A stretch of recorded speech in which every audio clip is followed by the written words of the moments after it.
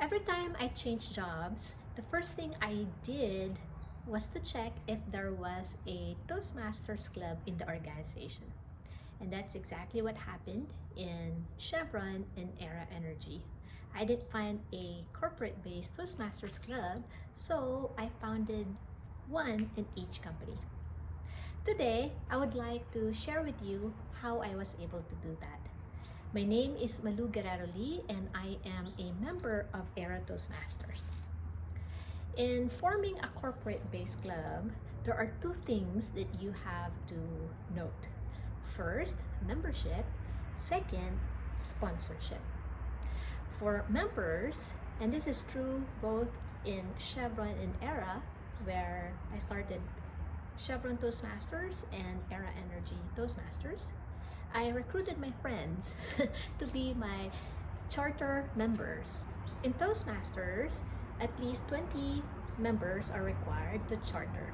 So, I talked to my friends one-on-one, and not just even my friends actually.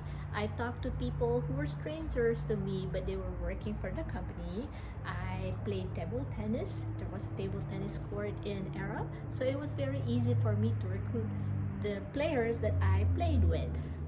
And Chevron, it was another story because there were no sporting facilities that I could go to and then recruit people. So I just actually went from cubicle to cubicle, introduced myself, made friends to people, because I actually formed both of these clubs when I was new to the company. So nobody knew me, but I just introduced myself. I didn't wait for other people to introduce me. So I was able to get at least 20 people, actually more than 20 people, to charter the clubs.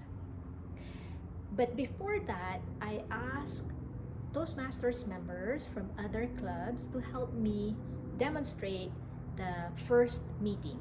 And so in the first meeting, it was not just me, but people from outside of those two companies who helped me demonstrate the entire order of the meeting, the roles, etc. People liked what they saw. Next step was getting a sponsor, a company sponsor. After all, I was really also after for the company to pay for the charter fee as well as for the annual membership fees. At first, in Chevron, I approached the VP, but that was actually the best way to do that.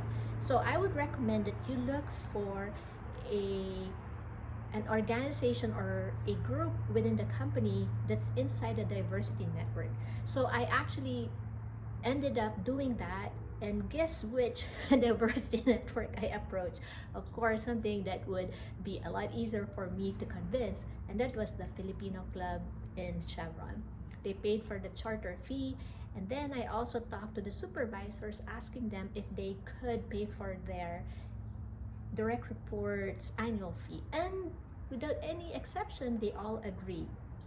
In Era, my sponsors came in the form of the instructors in Era Academy. In Era, there's a specific group that gives training to employees, and these are various trainings. So I thought that Toastmasters could fall under training. So I approached the two of them. I prepared for my speech, and I was thinking I would be able to convince them in 30 minutes. But lo and behold, just maybe 3 to 5 minutes into my spill, the two of them already told me, okay, what do you need from us? And from there on, I was able to get the full support of the company. Not only the Era pays for the annual fees, supplies, and all the things that we need to carry on the meetings, but also to have the meetings during office hours.